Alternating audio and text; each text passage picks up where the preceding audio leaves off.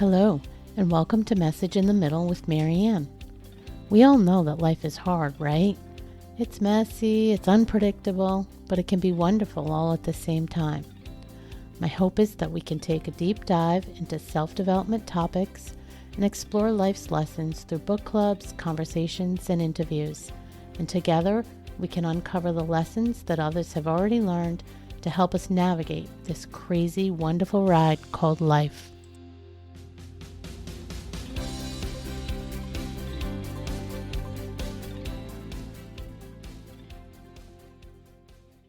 Hello and welcome to Message in the Middle with Marianne. Today I have Tanmeet Sethi with me. Tanmeet is a board-certified integrative family physician and clinical associate professor at the University of Washington School of Medicine. Tanmeet has spent the last 25 years working on the front lines of the most marginalized communities, as well as working globally with victims of school shootings, survivors of hurricanes, and citizens impacted by police violence. Tanmeet has created entire integrative medicine programs from the ground up, including the first ever fellowship in Washington State. She is widely recognized on both the local and national fronts. She's a TEDx speaker and has recently been making her mark on the world with her new book, Joy is My Justice, Reclaim What Is Yours.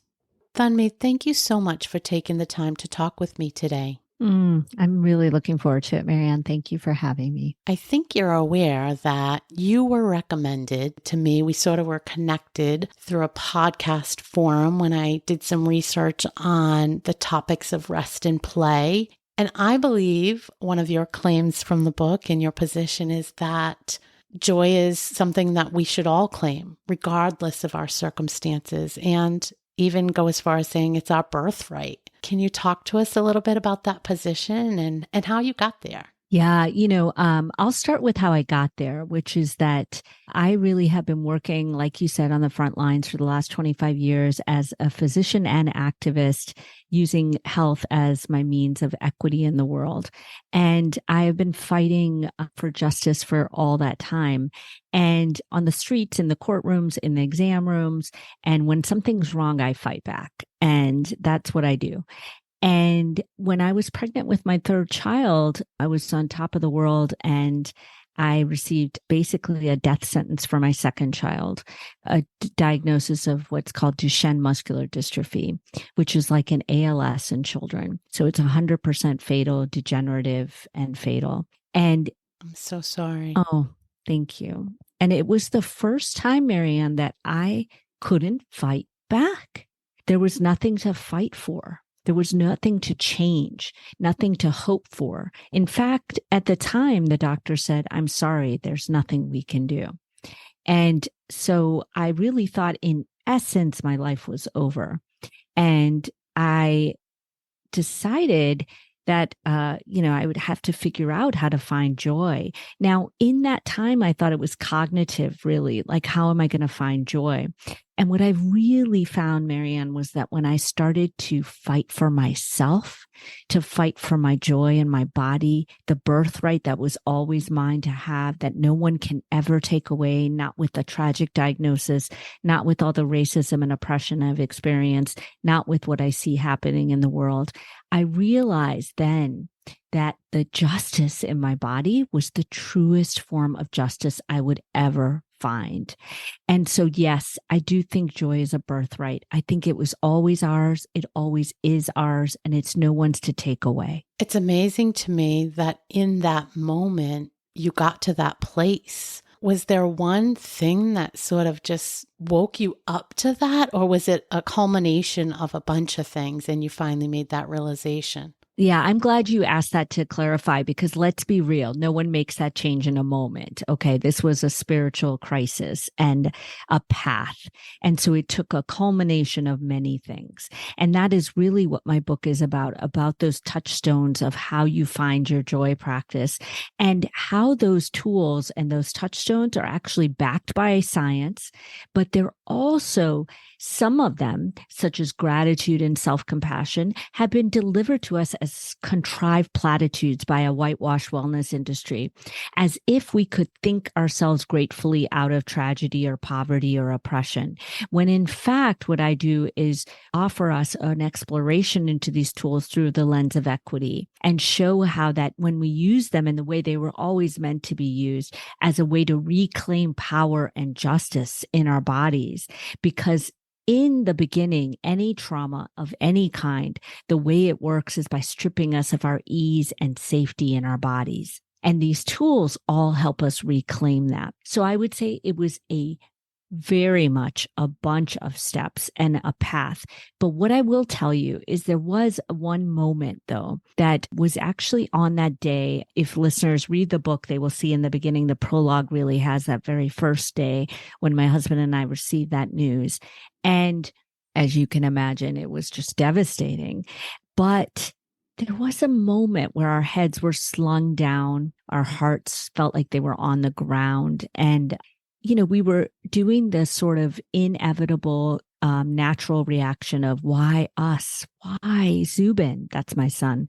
Why our family? And there was a moment, my husband and I debate who said it first all the time because we can't even remember.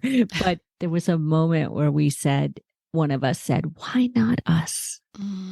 Why not me? And what that moment was a moment of recognition, Marianne, that suffering is universal. Yes. It is human.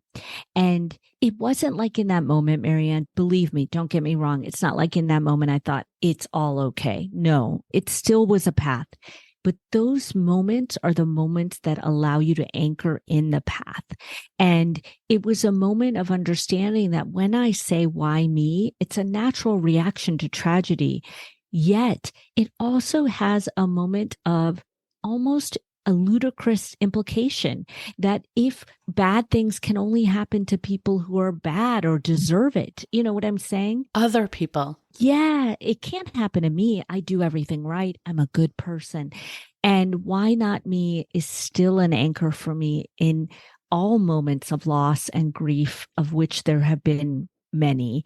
And also, even in smaller moments, honestly, I'll be in traffic and think, oh God, why me? And then I think, well, why not me? I'm the one making traffic. So, it just is an anchor. And so I actually go into that question in much more depth in a section of the book, but really looking at, what is it that our beliefs are about joy and suffering? I really love that answer. And there's so much to unpack there, but I just want to touch on the why not me, because I think it can extend and should extend beyond in crisis or in, looking at the negative situations, because I think in positive situations, we're often thinking, this can't happen for me, or I can't do this, or this is for somebody else. And I just think that question has so much power in it in either way. Yes. And I actually talk about that in the book because, it's this sort of why not you to deserve joy? Yes. Why not you to deserve to still,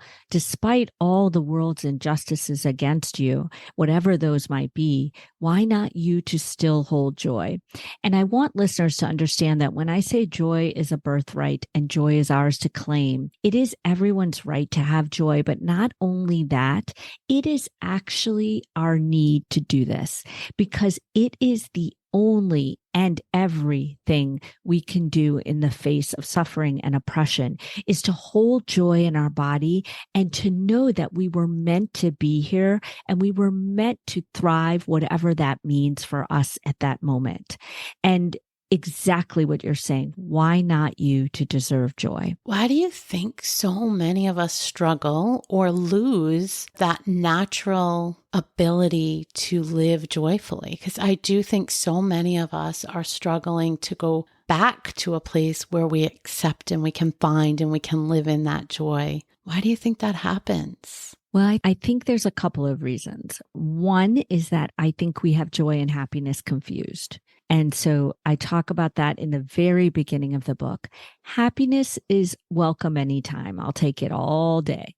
But it's cognitive, it's evaluative, it's based on outcome, on achievement, on what's happening right in our life. And joy comes from the same deep well as our pain.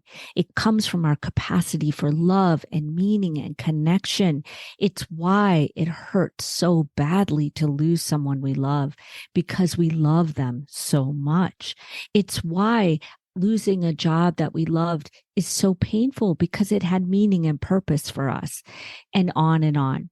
Whereas I think that in our mental health conversation, we're doing a disservice by saying, how can you be happier? And then we confuse that with joy all the time. I hear the words interchangeably used. And so what I'll tell people is that I am not happy all the time. I am not. Of course not. Who is? Who is? Yeah. And I don't know people who are, but actually my mailman. Anyway, we can talk about that later. But there are those people though, Marianne, you meet them and you think, how are they so happy? And I know they've been through so much. That's not me. I'll tell you right now. But I am one of the most joyful people you will ever meet. And it is because in the moments of my tears, my anger, my frustration, my grief, I feel connected to myself and to the world. I know that I've not lost, because if I can feel the full range of what it means to be human, then I'm still here and I'm thriving. Nothing has stripped my power away. Now that is pure joy, but let's not confuse it with happiness, and let's not confuse it with the 10 hacks to happiness that everyone wants to have, And so there is some overlap. I will not doubt that. But there is a big difference. And I think we need to know that and understand that. And then the second reason I think it's so hard is because we are primed evolutionarily to not look for the positive. We're primed to look for the negative. I talk about that in my book, about how you're not broken. I'm not broken and you're not broken. We were here and meant to suffer and rejoice, but we're meant to look for threat. That's how we survived, right? And so, it's not our fault. It's our nervous system's job, but it is what we deserve is to give our nervous system soothing and let us find ease and safety yet in the world. I really think you're right about people using joy and happiness interchangeably. And I think that for most of us, happiness is something that we can get our arms around a little easier. It's something that often is associated with an external thing, an external event, external circumstance, things that happen outside of you, where joy comes from within, truly comes from within. And thinking about the fact that you can feel joyful even at a time when you're going through something really difficult, I think really helps break the two apart and set the stage for understanding the difference. So I know in the book, there's a lot of tools and tips around trying to live more joyfully and really tap into that. I know for the sake of time, we can't go through the entire book and talk about them all, but are there a few specific tips or tools that you can share with the audience and how they can implement them that would maybe just get people started going in the right direction on that path? Yeah, definitely. Before I even do that, though, what I would tell anyone listening is that what really is the best way to start, if this all sounds esoteric or not accessible, which it is that the more you can step into your body every day, the more you will find that joy. And so when I say that, what I mean is getting out of your head and into your body. And what that means is things you already know how to do, but we don't do in a connected way. Can you take a walk, but really be in your body?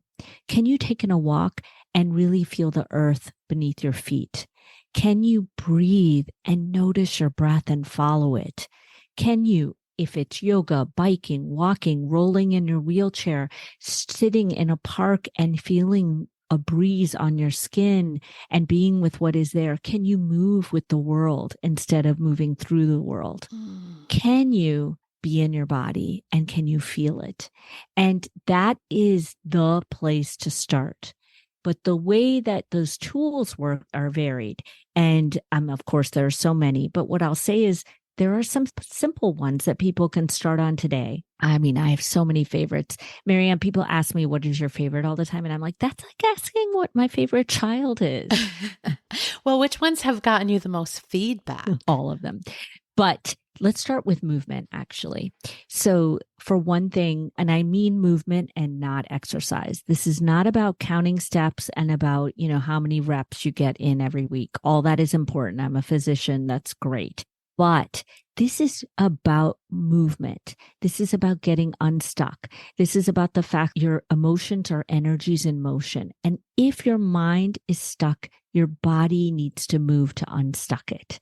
If you can find a way that's accessible to you, and I really mean it. I have a son in a wheelchair who can barely move his arms, and movement is part of his day every day. When you can find a way that you can move, whether it's a walk, a stroll, a roll, a stretch, whatever it is, what I tell people and what I talk about in the book is how music and nature can amplify that. I often, Marianne, will have patients who are so depressed who can't get out of their bed. And maybe someone listening can resonate with that. I tell them often, turn on music that you love and wait until the music moves you, because it will. Yeah.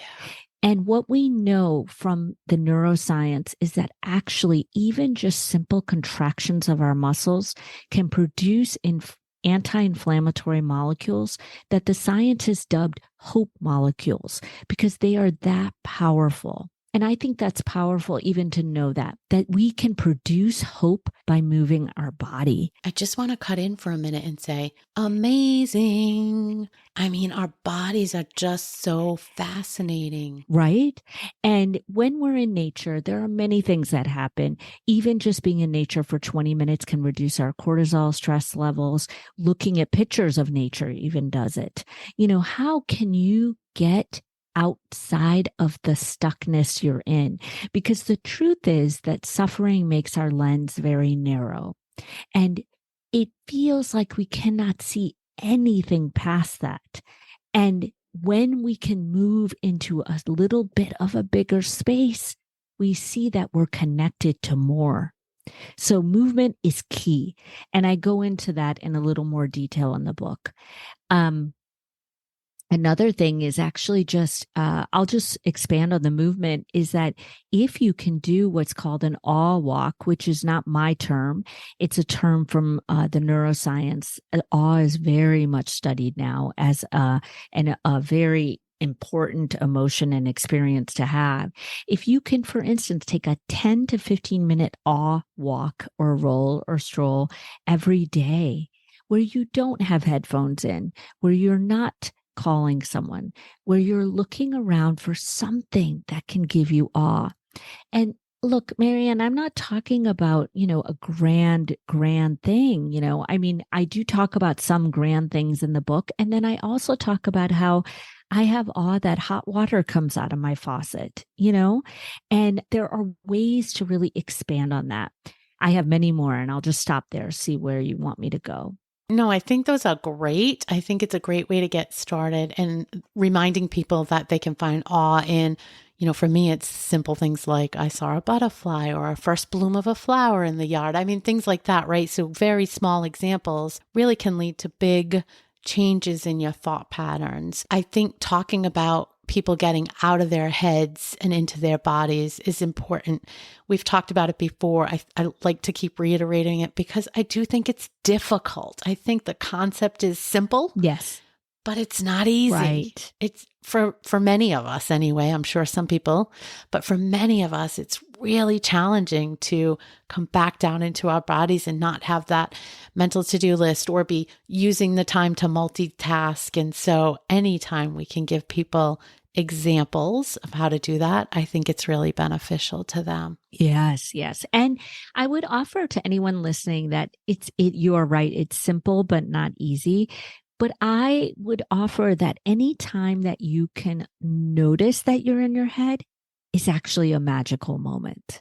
So that connects to two other tools, which I don't need to go into great detail for time purposes, whatever you want me to do. But one thing is breath, is that I would just come back to my breath over and over.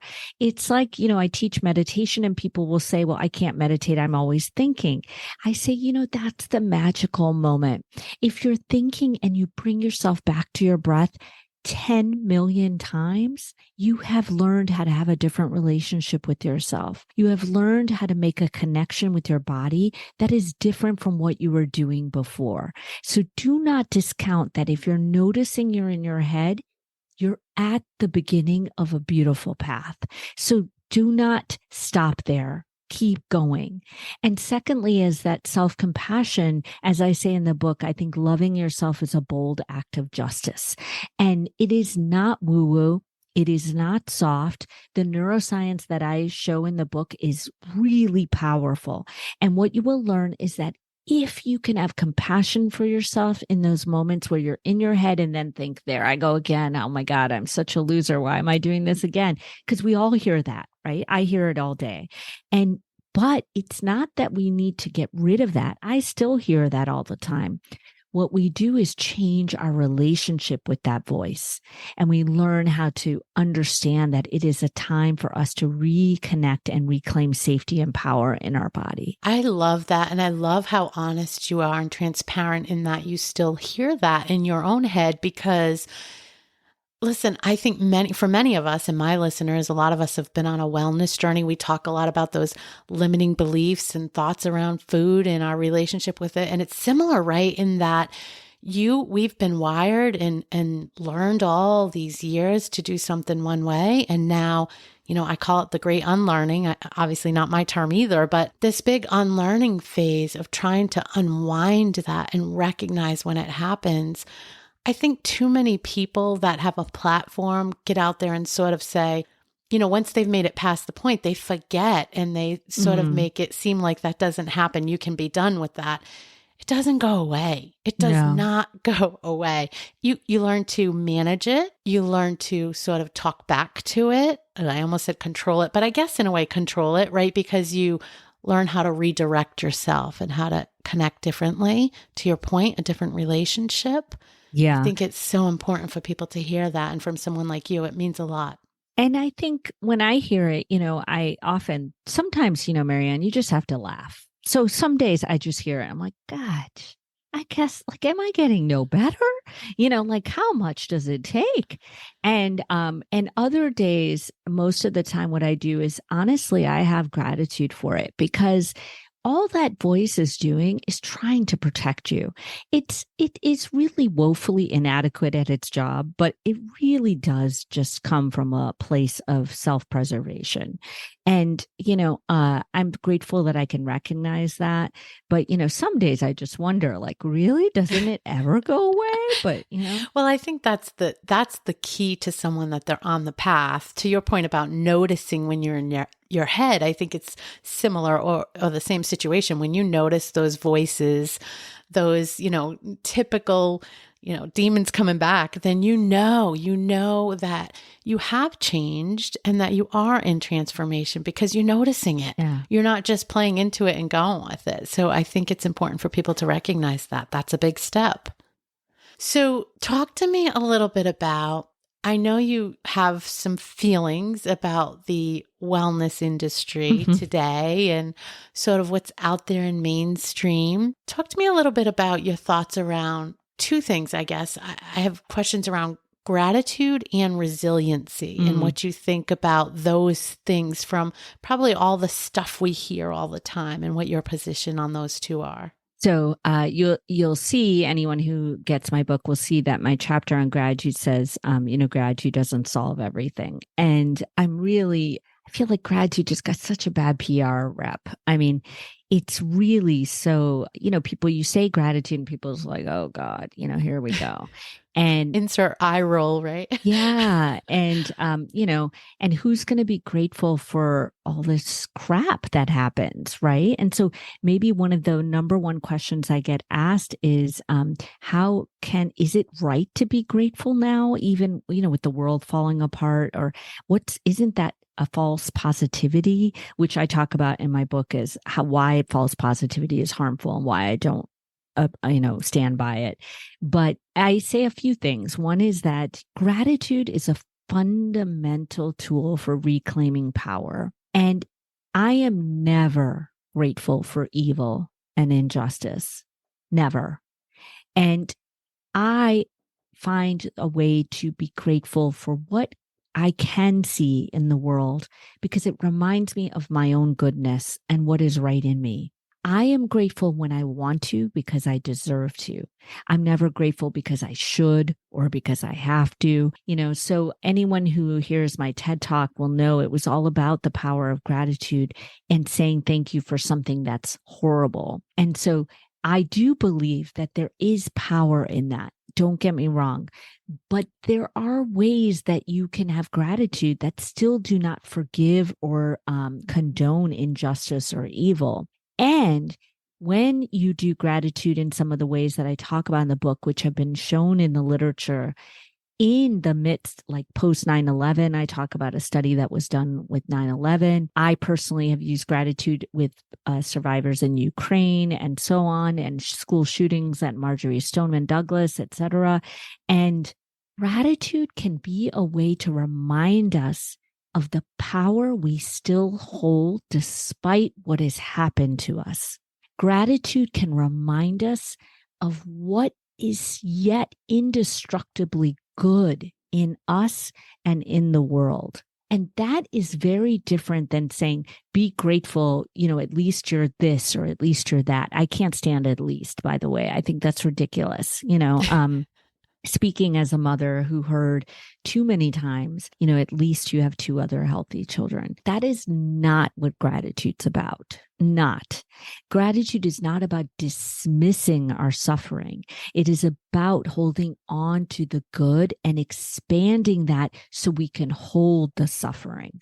So there is power in gratitude that people just are not getting because of the Hallmark rep it's gotten, and so I'm on a mission to change that. And I talk about that in the book. I love that you asked about resilience because I feel like resilience is also another one that is tossed around in the wellness world as something yet more we have to do. So now you've been through crap. Now you have to be resilient, and it's actually incredulous to me sometimes, right? But I will tell you, Marianne, that I think I wielded resilience in that way too, against myself and against others, in the sense of, I talk about this. I think because you asked that, it's just such a perfect thing. I just want you to hear this sentence in the book about in the resilience section. Well, I say resilience is what the world asks of you when you weather challenge, but your justice is in how you choose to answer that.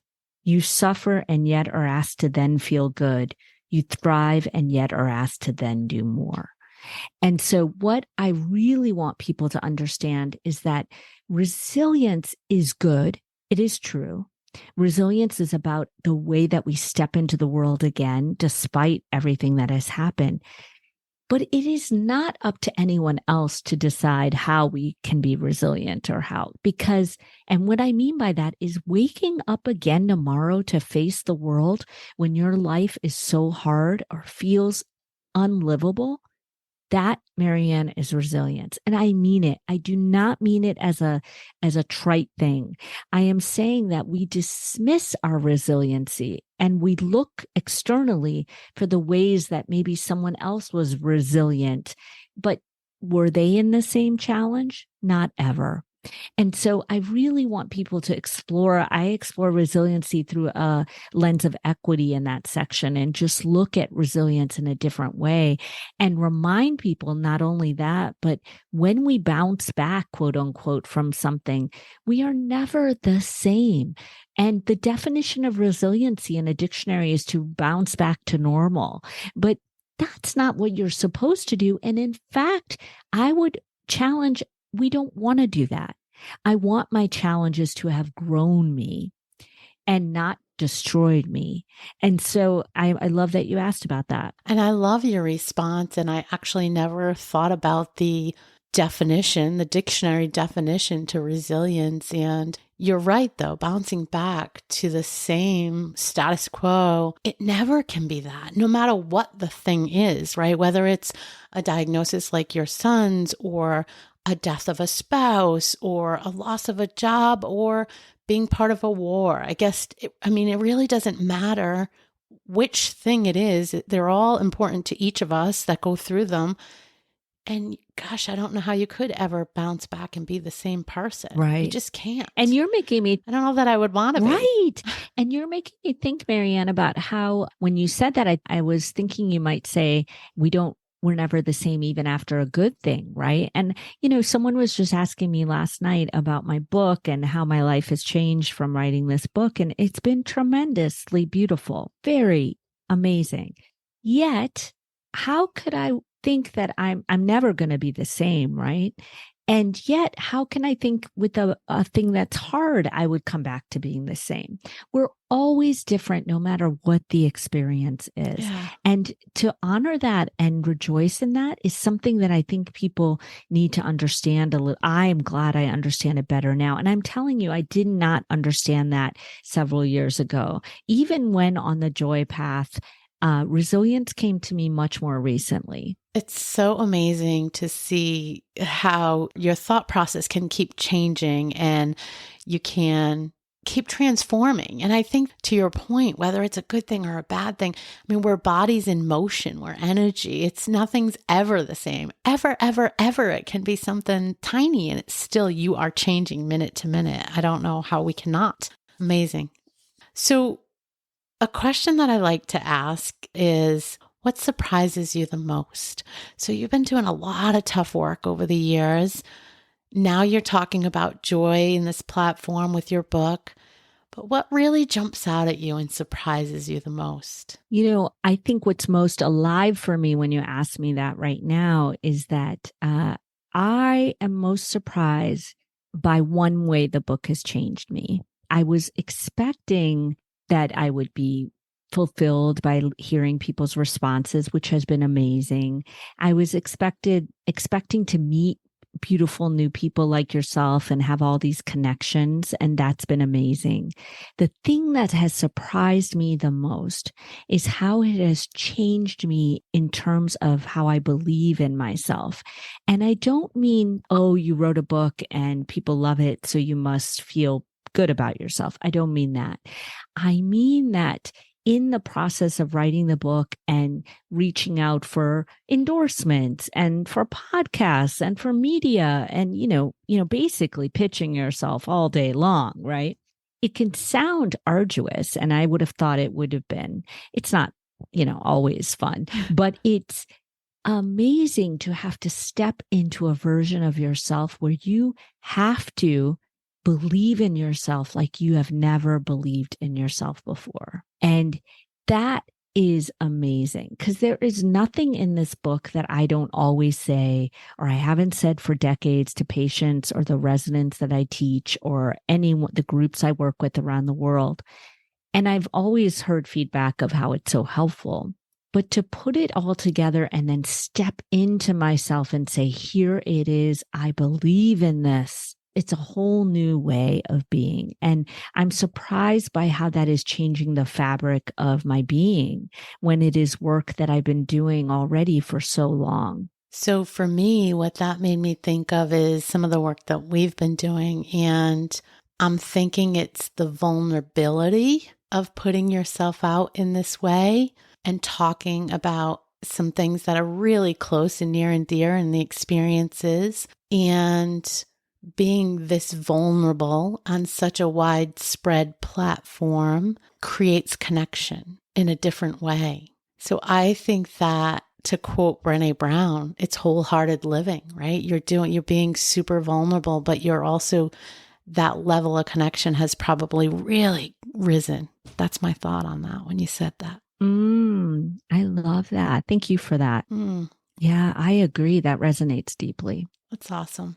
So as we start wrapping up, I'm thinking about so many are still struggling with cultivating and bringing joy into their life. And I'm just trying to think of the most tangible thing. I think the takeaway from what we've talked about that people will really resonate with people is that whole trying to get out of your head, get in touch with nature, recognize when you're in your head.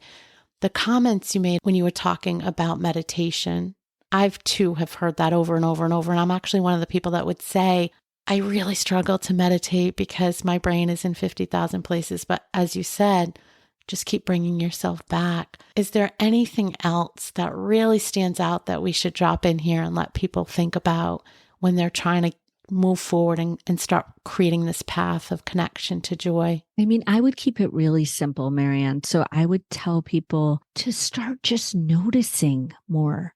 Notice in the ways that we're not even talking about making extra time.